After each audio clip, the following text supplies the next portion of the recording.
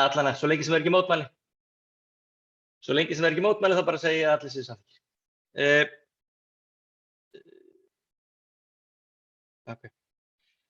Núna vildi ég kannski fara næst við dagskrána, en ég ætla kannski ekki að grípa mikið inn í á milli þar sem halda erindin, en erindin eru almennt frekar stutt, svona jafnaði 10 mínútur, þannig að ég mun ekki grípa mikið inn í nema rétt til þess að starta. En fyrsta svið, ef við getum orðað það þannig, verður Eygerður Margrétardóttir frá sambandinu, en hún mun taka saman hringrásarhagkerfi, tala hringrásarhagkerfi og hlutverk sveitarfélaga og í sambandi við svæðisáttum. Næst mun Ísak Már Jóhannsson koma inn frá Umhverfisstofnun, en hann mun tala nýjar kröfur til svæðisáttumgerð sveitarfélaga, sem gott að hafa inn í þessa vinnu. Og síðan mun Stefán Gíslason frá Environess koma með kynning og stöðumati sem hann hefur verið að vinna fyrir okkur. En hann hefur náttúrulega, eins og mörg ykkar hafa orðið var við, þá hefur hann verið að taka saman gögn og annað og ég er í þessari vinnu nú þegar fyrir okkur og þessi fundur hugsað til þess að ná utan stefnu svæðisins.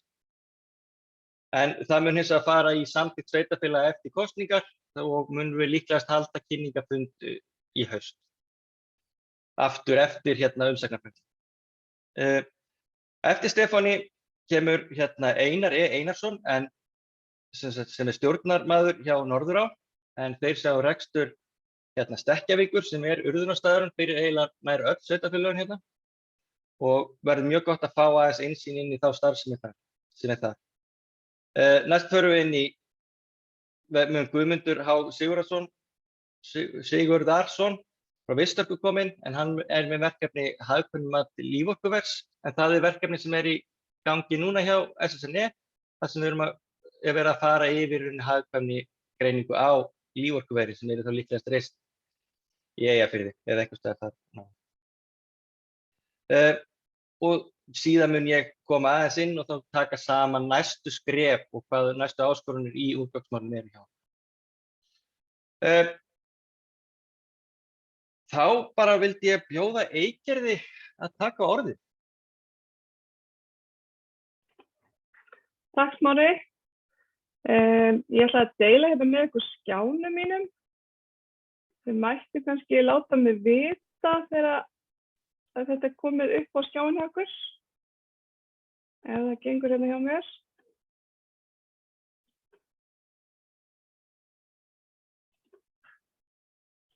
Er það komið?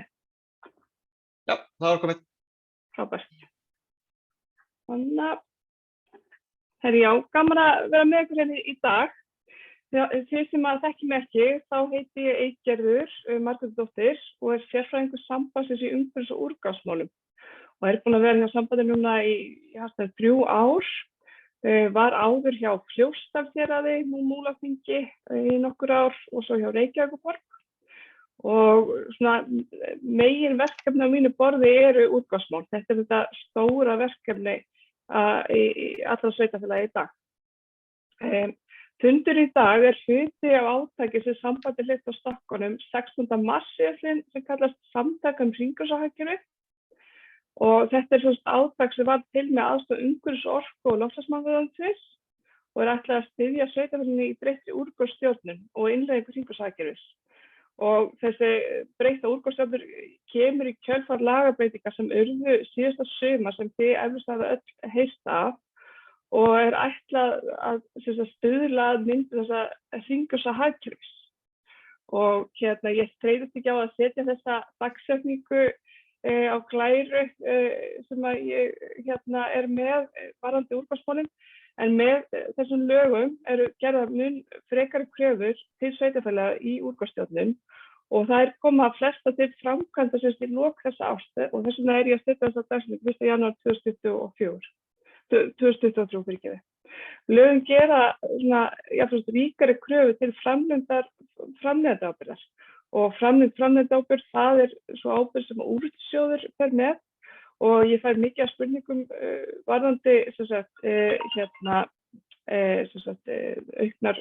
auknar kröfur, hvað þær mun kosta og hver ber þann kostnað, en úrvalssjóður mun að einhver leyti þá koma inn í þennan kostnaðaraukningu vegna þessar nýju krafna og það ágætt að segja frá því. Ég hef kannski líka borið við að setja þessa dekningu svona upp. Það er 251 dagur til stefnu, en ég ætla nú ekki að vera að sæða ykkur neitt mikið með því. En hringrásarhagkerfi, við erum að hverfa frá línulegu hagkerfi í hringlega hagkerfi og því fylgja ýmsar áskoranir. Sveitarfélögin hafa dálítið svona í gegnum árin verið svona þetta enda pípunar.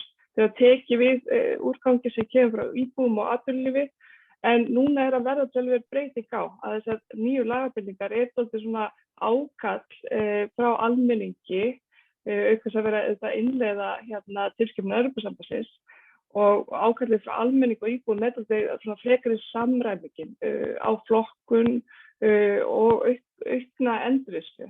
Og það er svona dálítið verið að setja frekar ábyrgð á hendur sveitarfélaganna og að þau séu í býstur og sæti í útboðsstjórnun og að innleiða þetta hringrásarhagkerfi sem að við viljum hverfa til. En okkur virðist einhvern veginn ekki kannski ganga neitt sérstaklega hratt að innleiða þetta hringlega hagkerfi. Og ég tek hérna sem dæmi CGRI sem hópur alþjóðlegra vísindamanna sem gefur út mat og hversu langt heimurinn komin í að innleiða hringrásarhagkerfi. Þetta er árleg skýrsla sem hópurinn gefur út. Og í þessari skýrslu, 5. skýrslu sem var gefin út núna nýlega, sem árið fyrir árið 2021, að hún gefur þetta til kynna að efnahagskerfi heimsins séu einungis 8,9% hringlega. En árið 2017 var þetta hlutfall 9,1%. Þannig að það eru svona ákveðnar vísbendingar að línulega hagkerfi sem gengur út að framleiða, kaupa, nota og henda færist til aukana. Og það er svona öfugt við það sem að við stefnum að og þessi skýrsla gefur þetta til kynna að 90% af þessum hráefnum og vörum sem að við verða til á hverju ári í heiminum, þeim sóað einhvern hátt og nýtist ekki aftur inn í þessa hringrás sem við erum að reyna að búa til. En eins og ég sagði áðan að þá náttúrulega hlutur sveitarfélaga gríðarlega mikið í úrgangsstjórnun á öllu landinu. Og sveitarfélögin hafa til fjölda ára borið megin ábyrgð á þessum málaflokki og þeim gert að vinna svæðisáætlun með úrgangs sem Ísak frá umhverfisstofnun mun segja frá hér á eftir og gríðarlega mikilvægt tól í og á að vera þessi vettvangur ákvarðanatöku í úrgangsmálum. Og það hefur svona borið við að þessi svæðisáætlun vinna hefur kannski ekki alveg verið það tól sem að kannski henni var ætlað í upphafi út af því að þarna á að taka megin ákvarðanir úrgangsstjórnun og innleiða með því samþykktir með úrgangs í kjölfarið og svona fjalla ýmislegt varðar þá úrgangsstjórnun ábyrgð sveitarfélaga, til dæmis á að ná markmiðum endurvinnslu og lágmörkun urðunar. Sveitarfélög hafa líka borið ábyrgð á söfnun heimilisúrgangs, það séu starfræktar móttöku og söfnunarstaðar og innheimta gjald fyrir meðal úrgangs. Þannig að þetta gríðarlega mikil ábyrgð og við hjá sambandinu vorum með skoðanakönnun síðasta haust þar sem að við gerðum spurningar í kjölfar þessara laga, hversu líklegt sveitarfélög telja að þau þurfa að breyta fyrirkomulegu sérsöfnunar með helstu úrgangsflokka í kjölfar breyting á lögunum. Og af þessum 48 sveitarfélögum sem svöruðu könnunum þá 60% þeirra sem að telja líklegt að þau þurfa að breyta þessari sérstöku söfnun. Þannig að það eru töluvert mikla breytingar framöndan. En ég í dag til að tala þetta átakssamtök hringrásarhagkerfi og við höfum núna undanfarna mánuði verið að vinna handbók um meðhöndlun úrgangs sem styrkt líka ráðuneytinu og þetta verkefni samtök hringrásarhagkerfi samanstendur á þremur megin verkefnum og það núna erum við í þessum verkefni vinnusmiðja svæðisáætlanir og það efnið í dag. Við erum líka með hóp sem samstarfi í innkaupamálum og snýr þá að innkaupum úrgangsmál. Svo erum við líka með hóp sem snýr að því að ræða sér hvernig við innleiðum borgarfjara henderkerfi og sem ný krafa meðhöndlun úrgangs og svo þessi umræðu vettvangur sveitarfélögum hringrásarhagkerfið og saman þetta myndar þetta átaksverkefni. Ég segi við höfum ekki mikinn tíma eftir en svona bara til þess að enda þetta þá birtu ég og samstarfskona mín Bryndís Gunnarsdóttir grein í sveitarstjórnarmálum nýlega þar sem við erum að fjalla þessar breytingar sem urðu á lögunum og ég hvet ykkur til þess að kanna að lesa þessa grein og kynna ykkur svona þessar megin breytingar en einnig vil ég nefna að nýlega auglýsti ráðuneytið styrki til eflingar hringrásarhagkerfis og ef þið ekki rekist á þetta ætla að nýta tækifæri til að stinga þessu að ykkur og frestur til 7. maí til þess að skila inn umsókn og ég hvet ykkur til þess að íhuga það. En annars bara þakka ég fyrir mig og mér hlakka til þess að taka þátt í vinnustofunni hér eftir. Takk. Þá myndi ég bara vilja fara beint yfir í Ísak Má Jóhannesson frá Umhverfisstofnun. Flott. Ég hér, býtu nú við. Ég reyna að deila. Ég get ekki sér hann nema einhver annar hætti. Já, það er ekki vera. Akkurat, býtu nú við.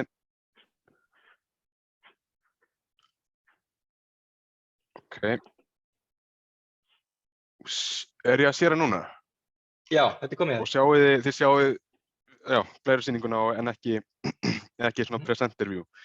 Já, glæsilegt. Heyrðu, allavega, ég heiti Ísak og er sem sagt sérfræðingur í teymi hringrásarhagkerfis hjá Umhverfisstofnun og er að vinna þar mest í svona úrgangsmálunum.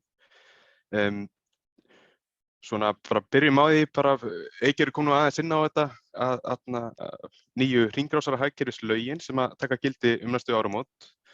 Og það er verið að breyta þessum 3 lögum meðhöndlun úrgangs, hollustuhætta og mengunarvarnir og úrvinnslugjald og í rauninni, þá er þetta innleiðing á aðgerðum 1-12 í stefnu ráðherra meðhöndlun úrgangs sem er hluti af stefnu ráðherra í úrgangsmálum sem við sjáum hérna á myndinni. Sveitarfélögin leika náttúrulega lykilhlutverk í þessari innleiðingu og Eygerður kom náttúrulega aðeins inn á líka hringrásarhagkerfið að markmið laganna er að skapa skilyrði svo að það þrífist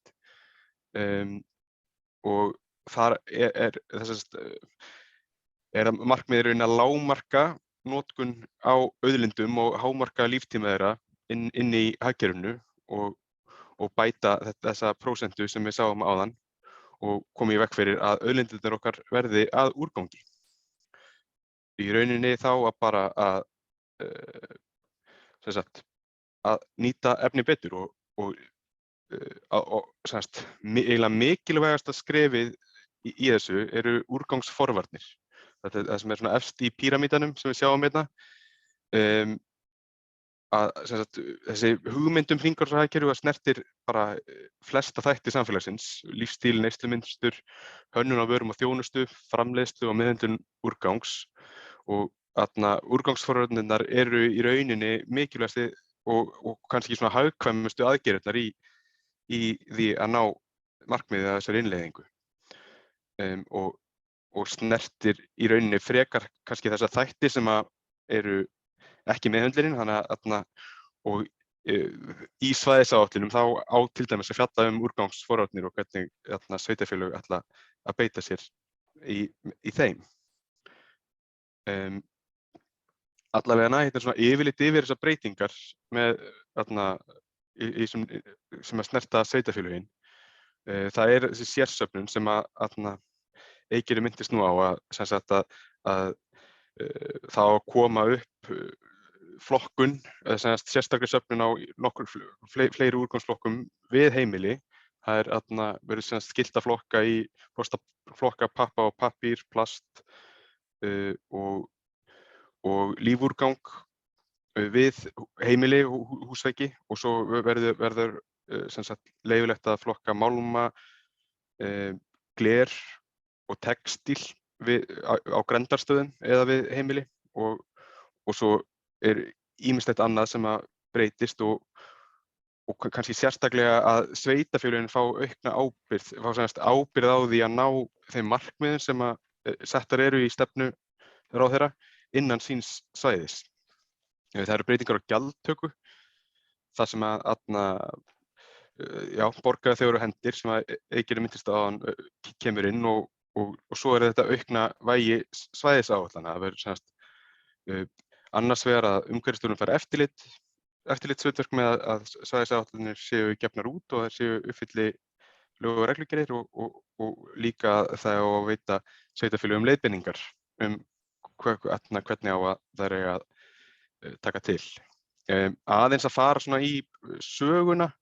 Við erum með lög meðhöndlun úrgangs frá 2003 og reglugerð meðhöndlun úrgangs sem byggir á henni. Og í þessum upphaflegu lögum þá var var gefin út landsáætlun meðhöndlun úrgangs sem að Umhverfisstofnun gaf út og sveitarfélög áttu síðan að staðfesta áætlunum meðhöndlun úrgangs innan síns svæðis sem að byggðu á þessari landsáætlun.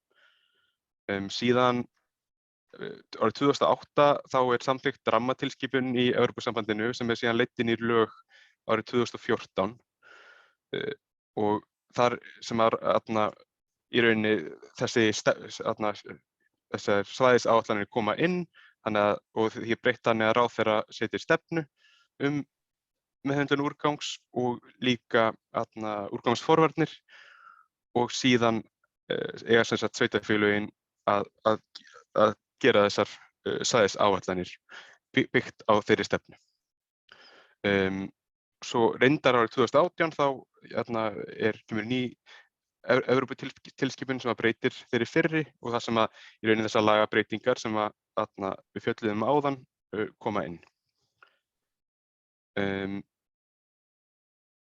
Og hún það kemur inn í fyrra sem tekur gildi næstu áramót og samhliða því þá verða gerðar breytingar á reglugerðinni. Mig langar aðeins svona bara að renna yfir mig langar aðeins bara til svona að renna yfir þessar skyldur reglugerðinni var meðhöndlun úrgangs breytt 2014 til að taka inn þessar svæðisáætlanir og ætlaði bara að renna yfir þessi helstu atriði sem er krafist og líka koma inn á hvernig það mun breytast með nýju lögunum og reglugerðarbreyting sem tengjast þeim. Allavegana sveitarfélögin eiga að setja sér svæðisáætlanir, það eitt eða fleiri í sameiningu og Norðurland hefur gert það allt saman. Hún til 12 ára og á að fylgja stefnu ráðherra meðhöndlun úrgangs og úrgangsforvarnir. Hún á að taka mið af lögum og reglugerðum og hafa það markmið að draga markvisst úr myndun úrgangs og að því að auka endurnotkun og endurnýtingu. Það á í rauninni að lýsa stöðunni og setja fram aðgerðir til þess að bæta undirbúning fyrir endurnotkun, endurvinnslu og aðra endurnýtingu og förgun og segja hvernig sveitarfélögin ætla að ná markmiðum stefnu Íslands meðhöndlun úrgangs og úrgangsforvarnir. Já, akkurat. Og það það er skylt að fjalla þessar úrgangsforvarnir, hvernig sveitarfélögin ætla að koma í veg fyrir að úrgangur verði til í jafnmiklum mæli og sem sagt að það á að kynna stefnuna í samræmi við lögum umhverfismat og þar á í rauninni á almenningur að geta komið sínum sjónarmiðum á framfæri en svona sveitarfélögunum svona í sjálfsvald sett með aðra svona aðkomu, hvort það verði einhver svona önnur aðkoma almennings eða hagaðila að þessari vinnu.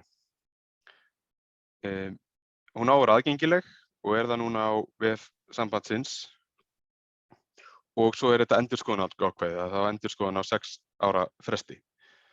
Allavega, þetta allavega eins og það núna og svo svona talið upp hvað á að koma fram í svæðisáætlun og það rauninni bara svona almennt svona yfirlit yfir þann úrgang sem verður til á svæðinu, bara hvernig úrgangur þetta, hvað þetta mikið magn, hvað hann til, hvað flutt burt og hvað flutt inn, hvernig sem sagt, hvaða innviðir eru til staðar fyrir endurnýtingar og förgunarstöðvar, eitthvað svona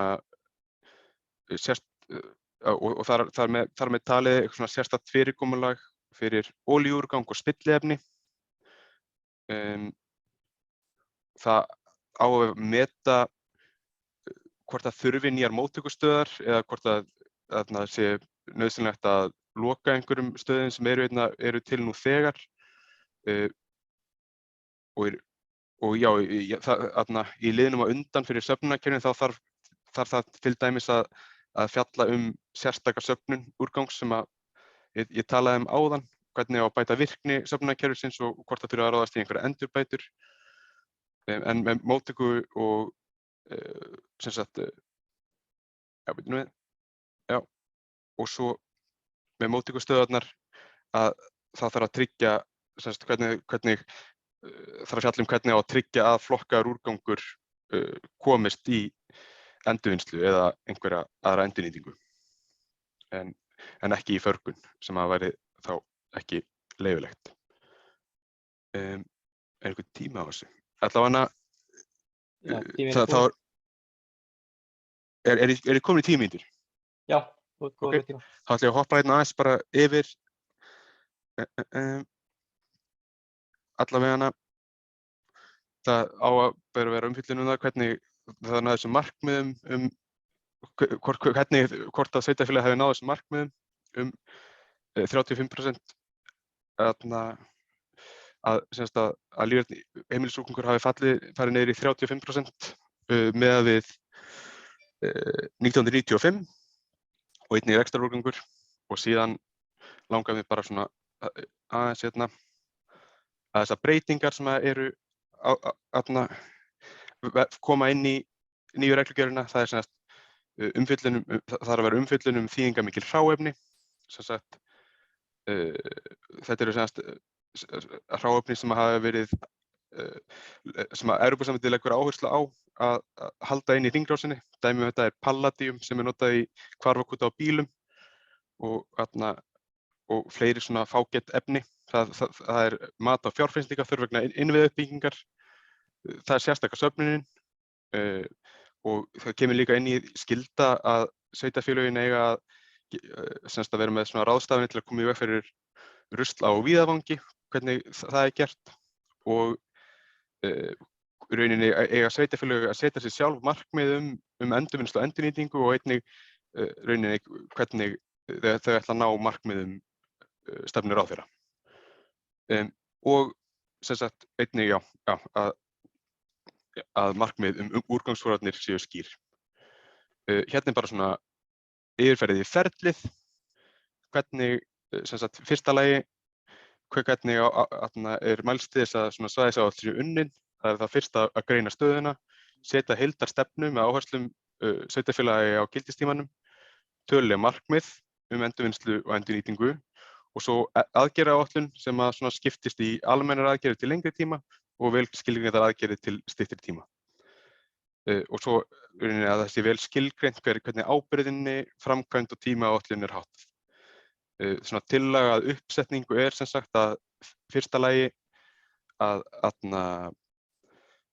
stefna að heildarstefnan sé aðalatriðið, svo er það markmiðin, síðan aðgerðirnar og að lokum svona aðrir mikilvægir þættir og svo en svona þessi stöðugreining sem er fyrsta í ferlinu og tímasetta aðgerðaáætlunin og fleira sé í viðaukum.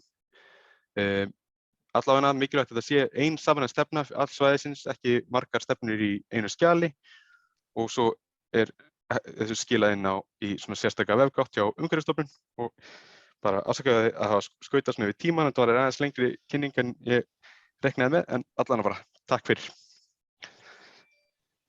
Takk fyrir þetta. við bara til þess að höldum þessu strax áfram og getum farið sem fyrst í umræðuna, þá bara vil ég fá Stefán Gíslason frá NVR strax inn með kynningu á stöðumatinu. Ertu búin að klippa á sérið? Já.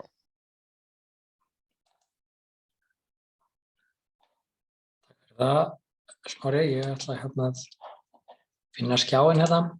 Já, við erum náttúrulega aðeins komin fram með strax, þannig að... Það má því, er ekki komið núna? Nei, það er ekki komið. Ekki komið, töluvöld. Sjá, þá er það smá vandræðum. En þannig að ég meini nýti tíman, mér var náttúrulega á það að ég áttaði mig á því að ég glemdi svo sem að kynna með það. En ég er sem sagt Smári Einar Slúðvíksson, nýr verkefnastjóri umhverfismála hjá SSNI og ég bara hef kannast við orðið flesta þetta inni þannig að ég glemdi bara að kynna mig. En já, nú er þetta komið, Stefán. Það er komið, gott. Sæl öll, ég ætla að reyna að synda ekki meira på náðunum með tíman, þannig ég er að fara hratt í sögu. Það sem ég ætla að tala um ég er búin að vera að vinna í svæðisáætluninni fyrir allt svæðið og þetta verkefni sambandsins tengist því, beint og óbeint. Og það sem ég ætla að fara yfir bara svona punktar úr stöðu mála og aðeins helstu áskoranir framundan. Ég ætla bara að fara yfir svona hvað af öðru, söfnun, móttöku og svo framvegis. Og í stuttumáli þá staðan þannig á Norðurlandi að það er allstað verið að hirða sorp nema í fámennustu sveitarfélögunum. Allstaðar, hér bil allstaðar eru 2 tunnur í hús, grá og græn. Eins og svo Akureyri því að þar eru grenndarstöðvar sem að taka við hlutverki grænu tunnanna. Það er víðast á Norðurlandi eystra farið að safna lífúrgangi sérstaklega eins og skylt verður frá 1. janúar 2023. Það er reyndar ekki byrjað í 3 sveitarfélögum og svo heldur ekki náttúrulega í þessum fámennustu. Á Norðurlandi vestra er þetta miklu styttra komið, þar er hvergi byrjað að safna lífúrganginum í Skagafirði og allstaðar þar sem lífúrgangi er safnað þá er annarkvort safnað í brúnar tunnur eða hólfi í tunnu. Tunnu eins og það stundum kallað. Aðeins meira söfnunina og flokkunina. Það er aðeins misjafnt hversu oft tunnur eru losaðar.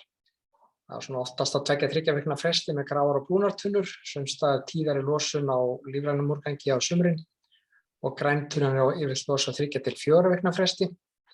Sveitarfélögin þjónusta yfirleitt ekki rekstraraðila, ekki stærri fyrirtæki allavega, það er enda aðeins öðruvísi í sveitum, það eru óljós mörk á milli heimila og reksturs. En rekstraraðilar geta komið með úrgang á gámastöðvar gegn gjaldi en flestir eru þá með bara beina samninga við sorpverktaka. Öll sveitarfélögin eru með einhvers konar samninga við verktaka, flest með samninga við Terra, það eru eiginlega 3 með samninga við IGF og svo eru á 2-3 stöðum í gildi samningar við staðbundna verktaka, annaðhvort alla þjónustu með tiltekna þætti hennar. Móttakan, það er lítið grenndarstöðvar í fjórðungnum nema á Akureyri þar sem þær gegna mikilvægu hlutverki og svo eru nokkrar grenndarstöðvar í dreifbýli, ýmist fyrir íbúða eða sumarhús sem þeim hefur fækkað. Það er svona almenna reynslan sú að grenndarstöðvar það er ekki gengið vel þær eða eru öllum opnar. Rekstraraðilar koma jafnvel með farma og setja í stöðvar sem ekki eru ætlaðar fyrir slíkan úrgang og svo framvegis.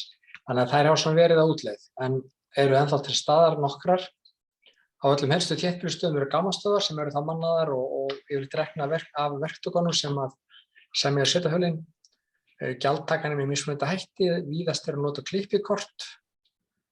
Síðan eru náttúrulega sértækar lausnir fyrir nokkra úrgangsflokka eins og fólk þekkir. Á nokkrum stöðum eru nytjamarkaðir, Rauði krossinn og Hjálpræðisherinn og fleiri safna textílúrgangi. Skilagjaldsumboðir geta menn losna við væntanlega staðar með einhverjum hætti. Á nokkrum stöðum verið að safna dýrahræjum og flestum sveitum verið að safna heyrúlluplasti og svo eru nokkrum stöðum svona árstíðabundin hreinsunar átök. Ég er bara svona að skauta yfir.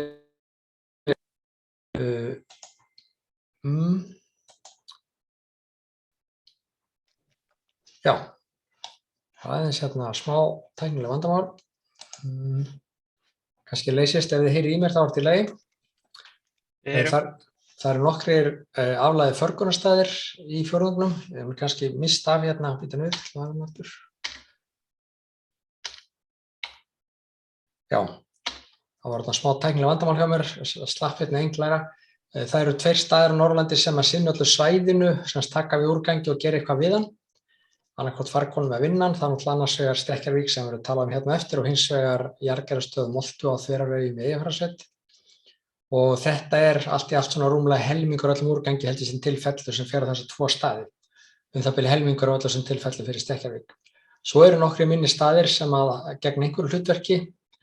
Kannski ekki að telja þau upp í smáatriðum en það eru á nokkrum stöðum minni staðir fyrir garðúrgang og óvirkan úrgang. Sumir með starfsleyfi, aðrir ekki. Það eru allavega 2 staðir sem taka á móti seyru og svo eru urðunarstaðir á austasta hluta svæðisins við Kópasker fyrir úrgang þar í kring og úrgang af Melrakkasléttu getur við sagt og svo á Bakkafirði fyrir úrgang og Langanesbyggð. Og þessi staðir eru annars starfsleyfi upp á 500 tonn á ári og hins vegar 200 tonn á ári. Síðan eru þarna einhverjir staðir fyrir óvirkan úrgang eins og í Laugardal og Húsavík. Síðan eru nokkrir staðir sem eru aflægðir. Það eru þá annars vegar staðir sem eru undir sérstakri vöktun. Það eru urðunarstaðir sem hefur verið lokað á síðustu 10-15 árum. Það eru allavega þarna 6 slíkir og það eru þá staðir sem eru vaktaðir og þá gilda fyrirmæli Umhverfisstofnunar og fráganga vöktun. Og síðan eru á svæðinu að minnsta kosti 15 miltisbrunargrafir og minnsta kosti 3 riðugrafir. Þetta eru staðir sem ég óttast að sé veitt oflítil athygli. Þetta geta verið tímasprengjur af því að þarna er smitefni sem við vitum ekki alveg hvaða tíma tekur að eyða. Og þetta er eitthvað sem við þurfum að gæta vel við þurfum að gæta þess vel að skrá þetta almennilega þannig að komandi kynslóðir þurfi ekki að sitja upp með eitthvað vandamál sem við höfum búið til fyrir þær. Samþykktur og gjaldskrár. Nú eiga öll sveitarfélög að vera með sérstakar samþykktur með öllum úrgangs. Flest sveitarfélög Norðurlandi vestra eru með sín eigin samþykkt, en þær eru eiginlega allar orðnar gamlar. Ég held bara allar. Ég held að svo yngsta sé frá 2012 og þær eru alveg frá því aldamót jafnvel. Þannig að þær endurspegla augljóslega ekki alveg nýjustu strauma og stefnur í löggjöf og stefnumótun.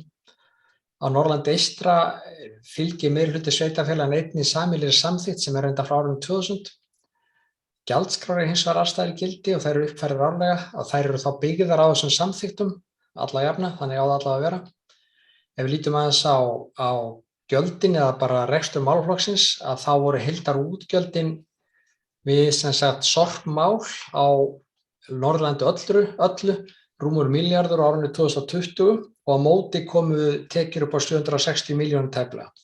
Sem þýðir að 275 milljónir lentu á sveitarsjóðum sem í sjálfu sér óheimilt og reyndar ekki sjálfu sér óheimilt, það er einfaldlega óheimilt. Það er ekki heimilt það á að leggja, sveitarfélög eiga að leggja á gjald fyrir allri meðhöndlun úrgangs og það að duga fyrir þessum útgjöldum. Sveitarsjóðir hafa verið að taka á sig 275 milljóna króna á ári sem eru 27% af heildarkostnaði málaflokksins og reyndar ef maður tekur Akureyri út sem er eina sveitarfélagi þess sem að málaflokkurinn stendur næstum því undir sér að þá er þetta 38% af heildarkostnaði. Að meðaltal er þetta 7.200 krónur á íbúa en 13.800 ef við tökum Akureyri út. Þannig að þarna er greinilega eitthvað sem þarf að laga. Aðeins það sem gert er í fræðslu og aðeins að tala framtíðarsýn, stundum framtíðin svolítið í þoku eins og á þessari mynd.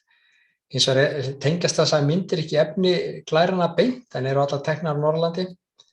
Flest sveitarfélögin birta sorphirðudagatöl og aðrar upplýsingar úrgangsmál á vefsíðum og eða vísa í upplýsingar á vef þjónustaðila. Eins og fram hefur komið þá verið að gera svæðisáætlun og hún verður kannski vonandi fyrst og fremst til núna á eftir vegna þess að vinnan í vinnusmiðunum eftir er grunnurinn að áætluninni. Ég er búinn að leggja talsverða vinnu í að greina stöðuna en það í sjálfu sér aukaatriði. Það er framhaldið sem er aðalatriði og það þurfa að menn að móta og það gerum við á eftir vonandi. Þá fáum við skýrari framtíðarsýn. Nokkur sveitarfélög eru með stefnumótandi ákvæði úrgangsmál í aðalskipulagi. Einhver hafa sett sér umhverfisstefnu og svo veit ég allavega að Langanesbyggð hefur mótað sérstaka stefnu fyrir urðunarstaðinn á Bakkafirði sem er í stuttu máli að lokunum. Úrgangsmagnið, þetta eru grófar tölur en þetta er gróf stöðugreining. En á árinu 2021 var heildarmagnið sem féll til á svæðinu það bil 40.000 tonn. Ég var komin í 39.356 tonn, en það vantar alltaf eitthvað inn í þetta. En ég held að það sé svona bitamunurinn ekki fjár. Af þessum 40.000 tonnum fóru rúmlega 25.000 tonn í förgun, sem þá, við getum sagt 20.000 til urðunar í Stekkjavík, 5.000 í Moltu. Nei, Molta ekki förgun, 20.000 í urðun í Stekkjavík og 5.000 svona í eina og aðra förgun sem þá óvirkur úrgangur sem ýmist urðar og við. Endurnýting lítil, það um 2.000 tonn og svo endurvinnsla tæp 12.000 tonn sem líklega 30% af heildinni. Þar vegur vinnslan í Moltu einna þyngst. Því sem verður að farga, það er fyrst og fremst blandar úrgangur, það helmingur að tæpur helmingur því sem verður að farga. Síðan litatimbur og gróðurúrgangur, sláturúrgangur og fiskúrgangur, rúm 4.000 tonn sem fargað. Þetta eru náttúrulega úrgangur sem auðvitað hægt að vinna verðmæti úr, þannig að hann greinilega villigötum. Og svo óvirkur úrgangur eitthvað 5% af því sem fargað Endurnýting, hún lítil, en þá verður að tala endurnýtingu aðra en endurvinnslu. Það aðallega jarðvegur, garðúrgangur og glerflöskur. Stundum reyndar þannig að endurnýting bara fínt orð yfir einhvers konar förgun, þar sem menn segjast vera að móta land með því að nota hennan úrgang, en í raun og veru þá bara verið að losa sig við hann. Endurvinnslan, það aðallega sláturúrgangur og lífúrgangur sem endurvinnin í Moltu og svo bylgjupappi, málmar, græntunnuefni sem þá sent annað til endurvinnslu og síðan hreint timbur sem fer líka inn í Moltu að einhverju marki.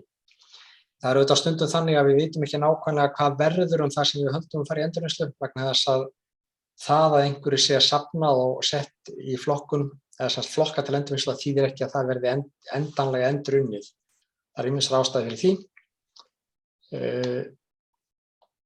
Það í nýju lögunum ákvæði það að það þarf á að breyta því hvernig maður reikna endurvinnslu hlutfall, þannig að það sé alltaf miðað við það sem raunverulega fer til endurvinnslu en ekki bara það sem sent af stað þangað.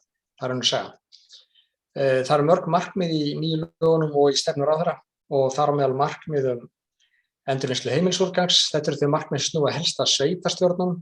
Það þarf að ná 55% endurvinnslu hlutfalli heimilisúrgangs fyrir 2025. Það má ekki urða meir en 10% af þeim heimilisúrgangi sem tilfellur 2035 og það stefnt að því að leggja fram frumvarp annað 2023 eða 2024 sem myndi banna urðun lífræns úrgangs og það bæði vera að tala lífúrgang sem fellur til við heimilum og þess háttar og líka annan lífrænan úrgang eins og kjötvinnsluúrgang og fiskúrgang. Það ekki alveg auðvelt að lesa út úr úrgangstölunum hvað í raun og veru heimilisúrgangur og hvað ekki. Heimilisúrgangur skilgreindur á ákveðinn hátt í lögunum, en mjög gróft þá af þessum 40.000 tonnum sem virðast falla til, svona 20.000 tonn sem líklega heimilisúrgangur. Þetta líklega vantalið, inn í þessa töflu vantar spilliefni, það gerir ekki mikla skekkju og svo inn í þessari töflu ekki heldur viðarúrgangur og gróðurúrgangur. Eitthvað af því ætti að vera skilgreint sem heimilisúrgangur, eitthvað ekki, en úrgangstölfræðing gefur ekki kost af því að greina á milli þess viðarúrgangs og þess gróðurúrgangs sem heimilisúrgangur og þess sem flokkast sem byggingar og niðurisúrgangur. Endurvinnsla af þessum heimilisúrgangi líklega 37%. Það gæti verið ofmetið vegna þess að ef við setjum þann grófa úrgang sem á að flokkast sem heimilisúrgangur inn í heildartöluna, að þá mun það ekki koma inn í endurvinnslutöluna og þar lendi lækkar hlutfall. Það mjög lítið af grófum eða næstum ekki neitt af grófum úrgangi sent í endurvinnslu. Markmiðið sem sagt 2025 að endurvinnslu hlutfall heimilisúrgangs fari 55% og þá sér maður strax að hlutfall blandaðs úrgangs í heildarmagni verður að minnka. Núna það 56%, þannig að þó við myndum endurvinna allt annað en það sem grátunum, þá förum við ekki nefn upp í 44% endurvinnsluhlutfall. Þannig að betri flokkun og meiri sérsöfn grundvallaratriði að ná þessu markmiði. Svo brýnt að bæta nýtingu garðúrgangs, það falla til þarna 650 tonn sem fara líklega öll í einhvers konar landnótun sem náttúrulega bara svona fínt orðið yfir urðun í mörgum tilvikum. Og eins með glerið, það þarf að koma gler í endurvinnslu. Það ekki mál Norrlendinga einna endurvinnsluhlutfall glers á Íslandi 0%. en mér minnir að Evrópusambandið hafi sett markið á 80%, þannig að það mjög stórt að vinna. Reynda að bera sveitarfélögin ekki eina ábyrgð á því, þau bera fyrst og fremst ábyrgð á þessum endurvinnsluhlutföllum heimilisúrgangs í heild. Nokkrar áskoranir svo í lokin, það þarf að aðlaga söfnunarkerfi nýjum kröfum, þar á meðal þetta sérsafna lífrænan úrgangi og væntanlega safna plasti og pappa sitt í hvoru lagi. Það þarf að aðlaga gjaldtöku og gömlum og nýjum kröfum. Það hefur lengi verið krafa að sveitarsjóður taki ekki þátt í þessum kostnaði, en síðan bætist núna við sú krafa að það þarf að tengja gjöld við magn úrgangs í staðinn fyrir að leggja þau flatt á hverja fasteign. Það þarf að hætta förgun sláturúrgangs, það mikil sóun í gangi, svo við sáum þarna á tölum áðan. Það er hægt að vinna úr þessu öllu. Það þarf að auka sérsöfnun augljóslega, það þarf að ákveða sem sagt afdrif blandaðs úrgangs, urðun á útleið og Norrlendingar eins og aðrir þurfa að velta fyrir sig hvað ætlar þá að gera í staðinn. Það þarf að hækka endurvinnsluhlutfall sem náttúrulega felst svolítið í hinum liðunum og svo þarf að ljúka gerð þessara svæðisáætlunar. Þetta eru svona helst áskoranirnar sem ég sé fyrir mér.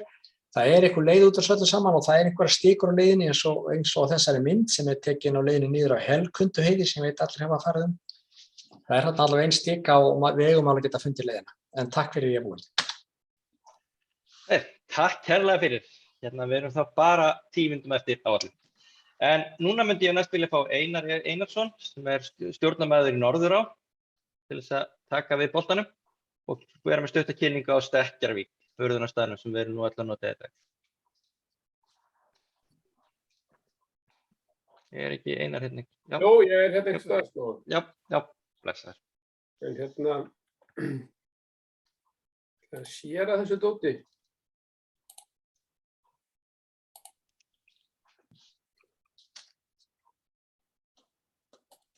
Sjáu þið þetta?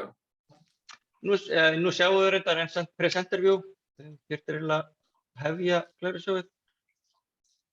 Sjáu þetta núna? Nei. Pröfaðu að opna glærusjóður áður en þú byrjar að séra. Það hefur stundum virkað.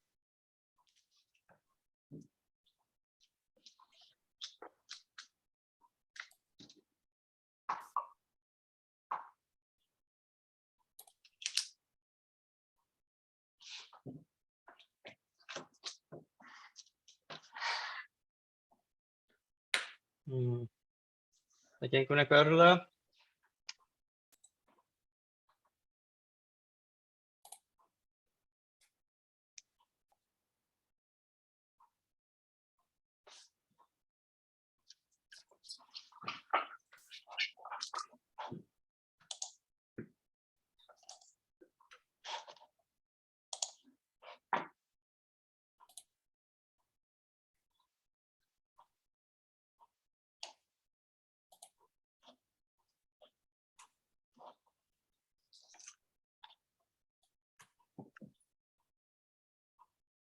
Sjáu þið ekkert ennþá? Nú er þetta komið. Heyri, já, ég heiti Einar Einarsson og stjórnarmaður í Norðurá og þar fyrir hönd sveitarfélagsins Skagafjarðar. Ég hljók hérna inn í þetta að rúlla yfir þessar glærur fyrir hann Magnús, hann ætlaði að vera með þessi kynningu og hann í rauninni samdana. Þannig ég fékk þetta svona óvænt í fangið hérna að rúlla yfir þetta, en ég skal reyna að gera það frekar hratt. Já, anskotanum kemst ég áfram í sitt jöfnveldi drasli. Sjáu þið þetta? Nei, það hreyfist ekki. Það hreyfist ekki. Það var heldur verra.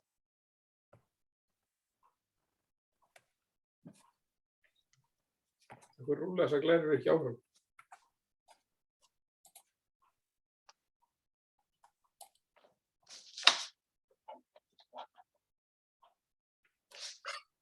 Þú getur hugsanlega að prófa að enter eða page down í staðinn fyrir músina.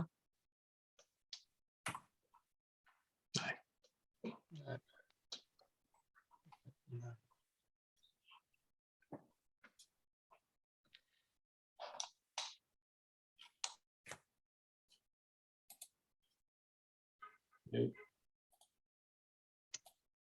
Hvað sjáu þið á skjánum núna?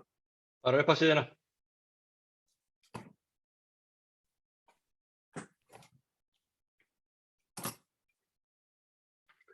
Ég er með 2 skjái og ég er ekki að sjá það sama, en ég veit ekki hvað veldur því. pröfa það bara að velja. Þarna, já, við getum að sjá bara desktopið þér.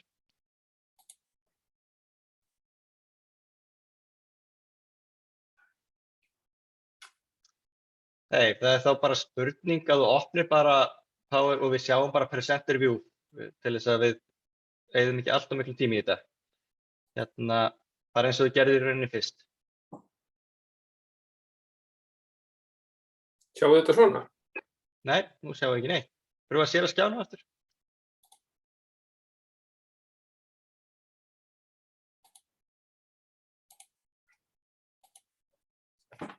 Svona? Já, við skulum bara gera þetta svona til þess að komast í gegnum. Já. Og þá sjáum við vantilega þessa glæru hér næst. Já. Norðurá er semst í eigu sko sveitarfélagann í Skagafirði sem er náttúrulega orðið eitt núna og svo sveitarfélagann í Austur-Húnavatnssýslu. Við stofnuðum þennan stað 2005 og byrjuðum urðun 2011 en þá kom Eyjafjörður að þessu og þeir hafa átt áheyrnarfulltrúa í stjórn síðan. Urðunarstaðurinn hann liggur rétt við hliðina á Blönduós út úr jörð sem heitir Sölvabakki og við erum þar með 43 hektara af landi á leigu. Við skulum ekkert vera að tefja á þessu. Hérna sjáum við bara svona loftmynd af svæðinu og þið sjáum músina sem ég er með hérna yfir urðunarhólfinu, Helgi. Það er urðunarhólfið sem við erum að nota í dag en hérna vestan við það er hólf sem við erum búin að fylla og þar erum við byrjuð að safna gasi sem ég skal hlaupa aðeins inn á eftir. Við erum mjög vel tækjum búnir og erum með þetta 4 til 4,5 starfsmann á ári. Reksturinn á staðnum hefur gengið afskaplega vel alveg frá upphafi og við höfum skilað hagnaði. Þessi lokunarsjóður sem er hérna neðsta línan, það er vöktunarsjóður sem okkur er skylt að safna upp og hann þarf að enda í 50 milljónum og er ætlaður til þess að fylgjast með svæðinu eftir að urðun lýkur en við erum með samning til 2038 eins og stendur við landeigendur og eins og unnið er í dag þá gerum við ráð fyrir að hætta urðun hérna 2038. Ef við horfum á heildarmagnið sem við höfum urðað frá 2011 þá sjáum við að við toppum okkur hérna 2019 þegar við urðum 26.000 tonn og voru þá konir yfir starfsleyfið sem við erum með og er í gildi ennþá sem gerir ráð fyrir 21.000 tonn en að meðaltali yfir öll árin frá 2011 til 2021 þá höfum við urðað 18.600 tonn á ári og við skulum kannski ekki eyða miklu tíma í árið 21, við getum horft bara á breytingarnar sem við upplifðum hérna milli áranna 20 og 21 en þá dróst úrgangur frá fyrirtækjum saman úr 8.700 tonnum í 6.600 og sveitarfélögin sem stóðu nokkurn veginn í stað. En það verður að hafa það alltaf í huga þegar við erum að skoða allar þessar tölur sem við höfum gagnasöfnun á því sem við erum að urða, að það er voða erfitt að fá oft uppgefið hjá flutningsaðilunum uppruna úrgangsins og sérstaklega skiptingu á milli fyrirtækja og sveitarfélaga. Eins sjáum við að dýrahræ og sláturúrgangur að það dregst aðeins saman þarna milli áranna 20 og 21 en í heildina vorum við með samdrátt upp á 5.600 tonn. Hvert að þessi samdráttur er eitthvað sem er komið til að vera er erfitt að segja. Hér sjáum við yfirlit og skiptinguna á milli dýrahræja og sláturúrgangs og ef þið horfið á árið 21 þá vorum við þetta 770 tonn af dýrahræjum á móti tæpum 3.000 tonnum af sláturúrgang. Og sláturúrgangurinn er kannski það sem við höfum hvað mestar áhyggjur af í augnablikinu. Hólfið sem við höfum verið með fyrir sláturúrgang á urðunarstaðnum, það er að fyllast hjá okkur og okkur vantar einhverja lausn á því. En varðandi dýrahræin þá erum við farin að horfa verulega í átt að því að byggja brennsluofn fyrir dýrahræ og við skal koma betur inn á það á eftir. Megin upptökusvæðið á heildarúrgangnum er Eyjafjarðarsvæðið en 47% af heildarmagninu sem við erum að urða er að koma af Eyjafjarðarsvæðinu. Skagafjörður er svo næst stærstur með 22% af magninu og síðan sjáum við önnur sveitarfélög eru mun minni. Þetta bara svona dreifingin yfir árið, hún segir ykkur kannski í sjálfum sér ekkert mikið, en við erum stundum að horfa á þetta og velta því fyrir okkur hvað veldur toppum og lægðum. En það ekkert sem að kannski kemur þessari vinnu við í augnablikinu. Við hækkuðum aðeins gjaldskrárana 2020 og þá höfðum við ekki átt við gjaldskrárana frá því 2011. Við höfum náttúrulega áhyggjur af þessum urðunarskatti ef hann kæmi inn, og hérna var bara sett upp dæmi að ef hann yrði 15 krónur á kíló, þá erum við að tala um þetta 70 upp í 140% hækkun og meira á kostnaðinum við að urða. Örlítið varðandi gassöfnunina sem við erum að gera úr hólfinu sem við erum búin að fylla upp, en það er náttúrulega metangas sem við erum að safna, og í dag þá brennum við það, og ef við horfum á magnið sem við brendum á síðasta ári, þá samsvarar það cirka 133.000 newtonrúmmetrum af metani, eða sem samsvarar cirka 7.700 hringferðum í kringum landið á einum bíl. Þannig að þetta er svo ótrúlegt magn, en það er nákvæmlega þetta gas sem við erum að safna þarna úr haugstæðinu sem við ætlum að nota sem orkugjafa í brennsluofni fyrir dýrahræ. Við erum að endurnýja starfsleyfið og það ferli í sjálfu sér algjörlega við að loka metrónum. Við fórum að stað, ætlum að hækka það í 30.000 tonn 2019 og svo bættum við í umsóknina leyfi fyrir brennsluofn dýrahræja 2020 og við erum komin með þessa starfsleyfisumsókn okkar í gegnum alla ferla og skýrslugerð, og þetta er núna í svona loka úrvinnslu hjá Umhverfisstofnun. En við áttum vonað þetta klárast á síðasta ári, en það hefur verið COVID og fleira sem hefur tafið afgreiðslu þeirra á þessu. Hér sjáum við svona skematíska mynd eða teiknaða mynd af brennslustöðinni fyrir dýraleifar, en við erum komnir mjög langt í pælingum uppbyggingar á henni og erum með samþykki allra eigenda á bakvið okkur í þeirri vinnu.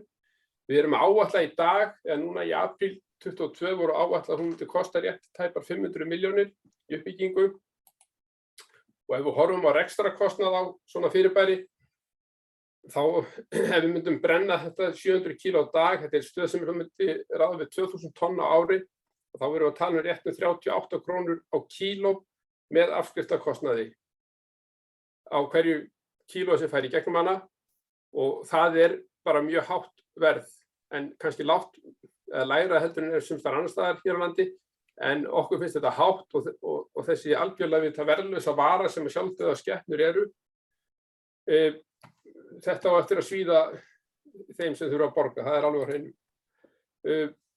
Það sem er framundan hjá okkur er að við þurfum að fara, hvað segirðu? Tíminn er að vera búinn. Já, ég er líka að vera búinn bara. Við erum að fara að stækka urðunarhólfið og stækka urðunarhólfið, já. Við höfum verið náttúrulega mjög góður í nýting út úr urðunarhólfinu og erum betri heldur en var áætlað og þurftum að nota minna af efni til þess að fergja það sem í það er sett, og ástæðan er fyrst og fremst að það hefur gengið vel að þjappa, og við erum með mjög góð verkfæri í því máli. Þetta er kúrfan sem við vinnum eftir. Við gerum ráð fyrir því að urðunarmagnið minnki á komandi árum, og að lokum að þá erum við þurfum að leysa þetta með dýraleifarnar og sláturúrganginn. Það eru svona stóru verkefni sem við stöndum frammi fyrir í augnablikinu, en okkar markmið er náttúrulega eins og allra annar að minnki það magn sem kom til urðunar og að sveitarfélögin þá flokki meira frá. Þá bara segi ég takk fyrir. Takk kærlega fyrir þetta. Við bara viljum þá fá Guðmund á Sigurðarson frá Vistorku strax. Við tala hagkvæmni með líforkuvers.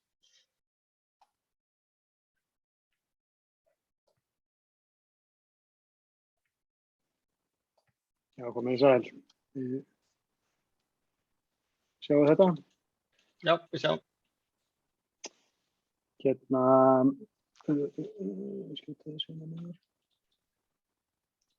Já, líforkuver er þá hugmyndum sem búið að vera í gangi í býsna lengi og við eigum skýrslur og alls konar minnisblöð og pappíra sem að örugglega 10, 15 jafnvel eldri en það sem að annarkvort stendur lífmassaver eða líforkuver eða þar sem er verið að fjalla svona samþætta verksmiðju sem myndi nýta lífúrgang, hvaða nafni sem hann nefnist og tengja þetta einhvern veginn saman af því að við erum náttúrulega með lítið magn af hverri tegund og þurfum því ofta að kannski svona nýta mannskap og fleira, tæki og land og þess háttar. Við höfum, Vistorka hefur lengi unnið að þessu verkefni, sóttum styrki og lítill áhugi verið á málinu og svona fengum svo í gegnum SSNE styrk í fyrra frá umhverfisráðuneytinu upp á 5 milljónir og síðan var sveitarfélag á Norðausturlandi sem kom með rest til þess að kaupa hagkvæmnimatsvinnu upp á 20 milljónir. Sú vinna er í gangi, komið vel á veg og við erum að vonast til þess að fara svona að sjá fyrstu niðurstöður í þessari viku eða næstu og síðan að ljúka skýrslunni sjálfri í maí. En aðeins það svona hvernig hlutirnir ganga fyrir sig og á hverju við erum svona á þessu stað og kannski ágætt að koma í kjölfar kynningarinn sem var rétt áðan urðunarstað. Langar bara kannski aðeins að leyfa þessari glæru að standa en eins og ég sjáu á vinstra megin þá er þetta frétt á síðu ESA í október 2021 og svo er nýtt að við erum að fara fyrir EFTA-dómstól Ísland fyrir meðhöndlun á sláturúrgangi. Eins og þarna stendur að það er búið að berjast síðan við Ísland síðan 2013 með ýmsu móti að reyna að fá okkur til þess að meðhöndla sláturúrgang og kategóri 3 úrgang með réttum hætti. Sem sagt, staða mála á Íslandi er ekki í samræmi við löggjöf. ESA hefur haft mál til skoðunar síðan 2013 og herjað úrbætur. Ísland hefur ekki brugðist við kröfum úrbætur. Áhugaleysi yfirvalda á Íslandi algert, skilningur á málaflokknum lítill. Málið vakið furðulegt athygli hagsmunaaðila, þar með talið fjölmiðla. Hvergi á Evrópska efnahagssvæðinu var mál í viðlíka álestri.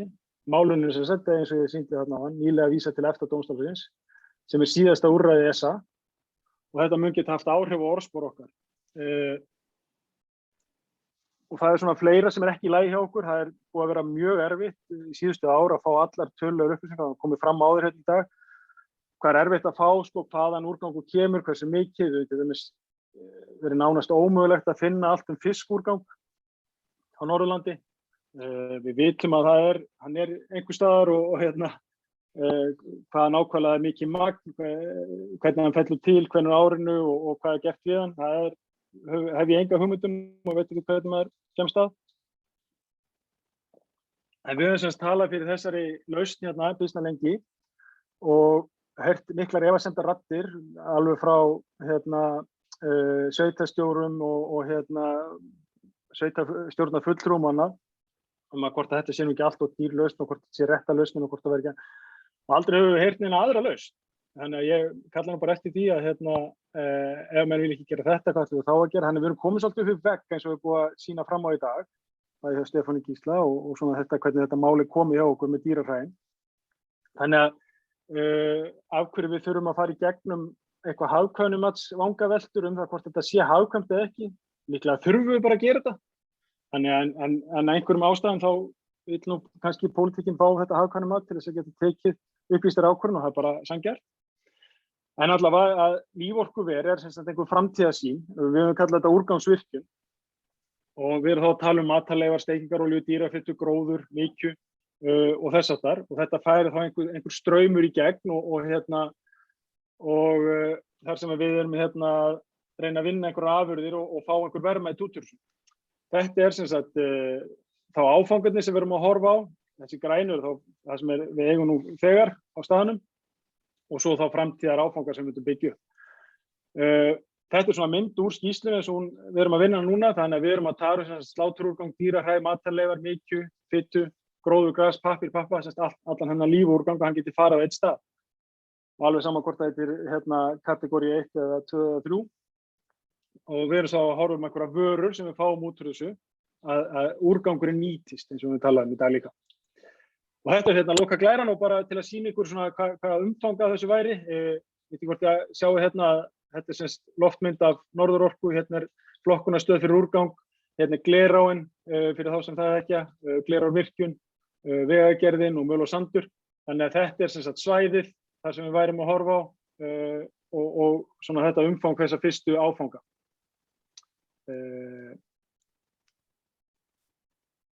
Hérna, takk fyrir. Takk kærlega fyrir þetta. Þetta var ágætt hvað þetta komst hratt yfir þetta og við náðum aðeins að halda tíma. Næst á dagskrá það í rauninni ég sem ætlaði nú bara aðeins að taka þetta saman og fara aðeins yfir næstu skref. Vegna þess hvað tíminn hefur nú aðeins hlaupið frá okkur og minn tími tæknina sé búinn, þá ætla ég bara að hafa mjög fá orðum þetta. En eins og þið eru meðvituð þá svæðisáætlun í rauninni fyrsta skrefið í þessari vegferð sem við þurfum að fara núna í ár til þess að standast kröfur bæði laga og þú veist geta þá haldið áfram greiðvirkislega í þessari umhverfis í þessu hringrásarhagkerfi sem við erum að stefna öll að. Svæðisáætlun það fyrsta sem við förum í núna, síðan þurfum við að þegar hún komin eða núna eftir þessa vinnu sem við erum að fara hér á eftir, þá þarf að fara að huga að sorphirðusamþykktum okkar, eða sorpsamþykktum okkar. Það sem við tökum í rauninni hvernig við ætlum að gera þetta og það eitthvað sem að sveitarfélögin þurfa að gera upp með sér hvort við ætlum að gera sameiginlega eða í sitthvoru lagi. Þetta eina af spurningunum sem koma hér á eftir.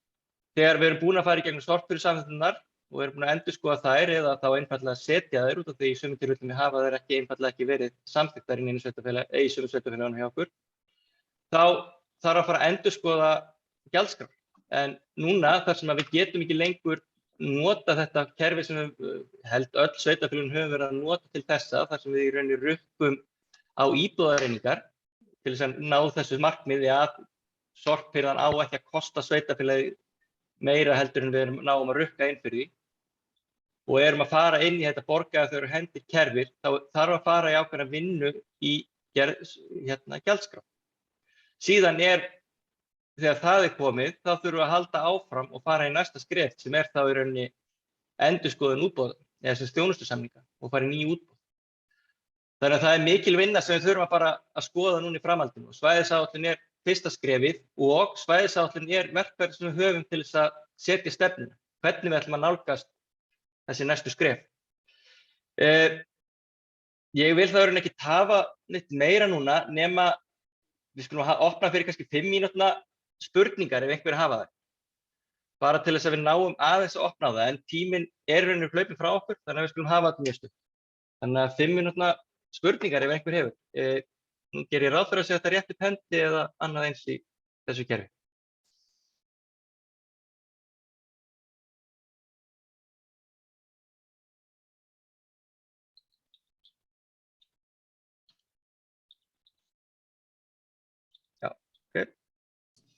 Hefur engin spurningar á þessu stigi?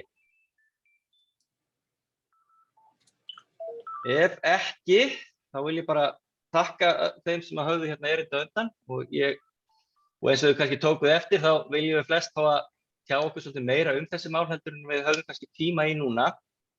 En núna ætlum við að hafa þá 5 mínútna...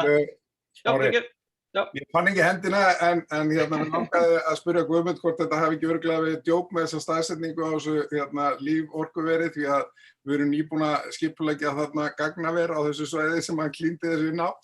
Þannig að bara ég fengi það staðfrist á Guðmundi hvort hann væri alvara með þessa staðsetningu. Já, þú náttúrulega veist að jafnvel og ég ræði nú einhverjum staðsetningum en þetta var sýnt til þess að fólk áttaði þessu umfanginu. Já, takk fyrir. Já, þá fleiri hendur komin upp. Þröstur? Já, komið sæl. Mér langaði bara aðeins að spyrja Guðmund samhengi við risabrennsluna fyrir sunnan, hvernig líforkuverið fellur að þeim hugmyndum. Guðmundur?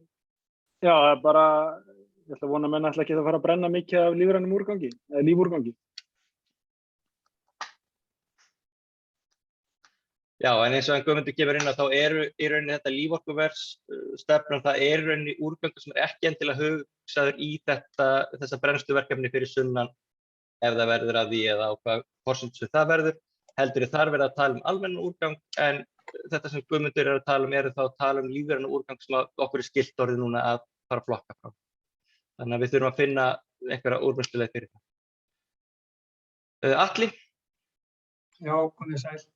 Ég misti að hluta af erindunum en mér langar að velta fyrir mér starfandi Þingeyjarsveit og Skútustaðahreppi þetta með að vera að keyra dýrahræ milli sóttvarnahólfa og á brennslustæði, staðinn fyrir að urða þau þar sem þetta eigi að á viðkomandi bæjum hverju sinni.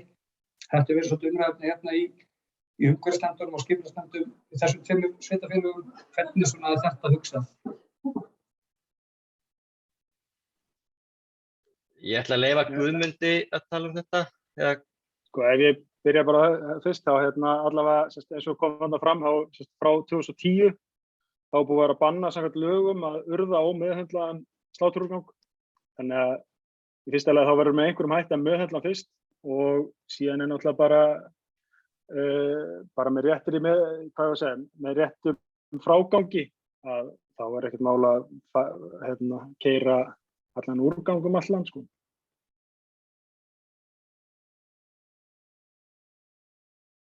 Ég vona að þetta hafi svarað spurningun allir, en þetta sem sagt á lagalega orðið tvísýnt allt saman.